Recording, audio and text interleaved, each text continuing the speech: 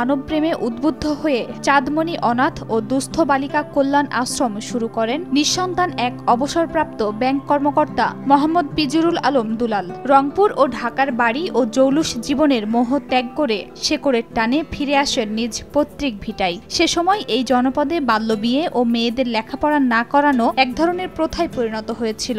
এই অলিখিত প্রথার বিরুদ্ধে সোচ্চার হতেই সামান্য পরিসরে কাজ শুরু করেন পিজুরুল আলম দুলাল। 1996 সালে একটি ঘরে মাত্র 5 জন মেয়ে নিয়ে যাত্রা শুরু। পরে 45 জনে উন্নীত হলে 1999 সালে নামকরণ হয় আশ্রমের। দীর্ঘ 25 বছর ধরে বাবা মা সহ পরিবারের স্নেহ ভালোবাসা বঞ্চিত মেয়েদের লালন পালন করে বয়সের ভারে আজ দুর্বল পিজুরুল।